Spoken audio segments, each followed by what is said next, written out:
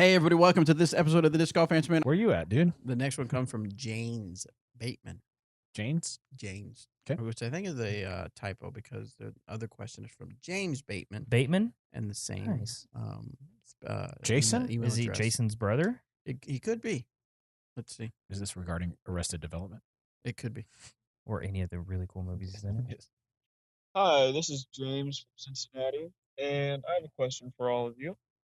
Lately, I have been trying to incorporate a run-up into my throw. Sometime last season, more towards the beginning of it, I decided to really work on my form and just play standstill for the remaining part of last season.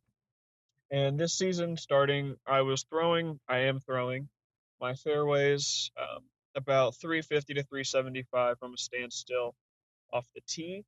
And that's on a golf line, not just as hard as I can.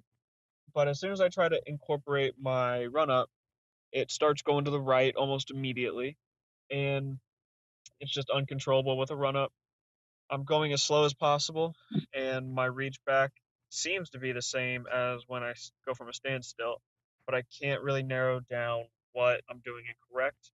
A little about me. I'm about 6 foot tall, but I do have the wingspan of somebody that is about 6'4", 6'5". So I do kind of have awkwardly long arms.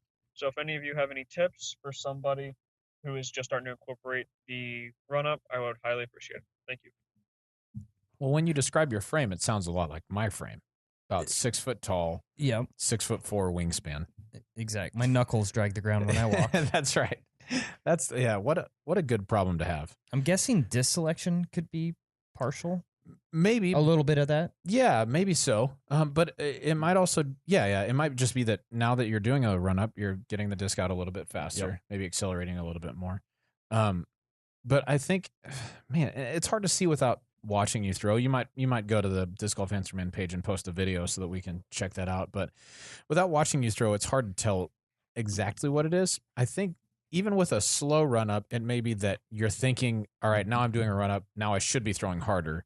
So now you're trying to throw harder. Mm-hmm. And instead, you should be taking the same basics of that standstill and just incorporating really one step into it first. Right. I wouldn't even do a full run up first. I would just do one step, hit, and just practice that way until that feels comfortable when you've got your releases looking good. So I would send in a video, honestly. That'd be the best way for us to check it out. That would help tremendously. Definitely.